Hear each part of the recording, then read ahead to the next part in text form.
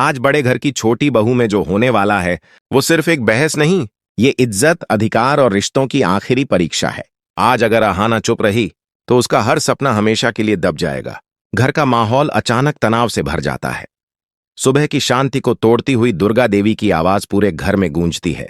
वह साफ शब्दों में कह देती हैं कि इस घर में नियम वही चलेंगे जो हमेशा चलते आए हैं। अहाना को भी वही करना होगा जो एक बहू से उम्मीद की जाती है। यह सुनकर अहाना के हाथ कांप जाते हैं, लेकिन उसकी आंखों में डर से ज्यादा आत्मसम्मान झलकता है। अहाना पहली बार सबके सामने खुलकर बोलती है।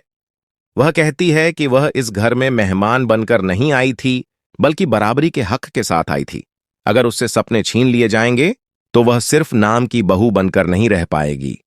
उसकी आवाज भारी होती है, लेकिन शब्द बिल्कुल साफ। अर्जुन यह सब चुपचाप सुन रहा होता है। उसके चेहरे पर उलझन है।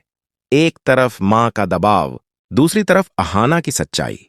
वह बीच में बोलना चाहता है, लेकिन हर बार रुक जाता है। शायद पहली बार उसे एहसास हो रहा है कि खामोशी भी एक गुनाह होती है। तभी छोटी मां आगे आती हैं। वह अहाना के पक्ष में खड़ी होती हैं और कहती हैं कि अगर आज एक पढ़ी लिखी, आत्मनिर्भर लड़की को दबाया गया तो कल इस घर की हर बहू की आवाज दबा दी जाएगी। यह बात सुनकर घर की बाकी बहुएं भी एक एक करके अहाना के साथ खड़ी हो जाती हैं। दुर्गा देवी को यह उम्मीद नहीं थी। उनका चेहरा सख्त हो जाता है। वह कहती हैं कि यह घर अनुशासन से चलता है, बगावत से नहीं। लेकिन अहाना शांत होकर जवाब देती है कि अनुशासन और अत्याचार में फर्क होता है।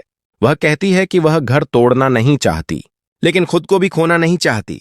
अर्जुन आखिरकार बोल पड़ता है। वह पहली बार मां के सामने अहाना का साथ देता है। वह मानता है कि उससे बहुत गलतियां हुई हैं और अगर अब भी उसने सही का साथ नहीं दिया तो वह खुद को कभी माफ नहीं कर पाएगा। यह सुनकर पूरे घर में सन्नाटा छा जाता है। दुर्गा देवी कुछ पल चुप रहती हैं।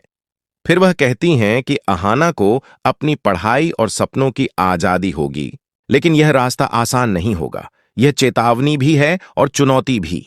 अहाना की आंखों में आंसू आ जाते हैं, लेकिन इस बार कमजोरी के नहीं, जीत के। वह जानती है कि लड़ाई अभी खत्म नहीं हुई, लेकिन आज उसने खुद के लिए खड़े होना सीख लिया है। एपिसोड यहीं खत्म होता है, जहां एक बहू ने पहली बार सिर झुकाने के बजाय आंखों में आंखें डालकर अपने हक की बात की।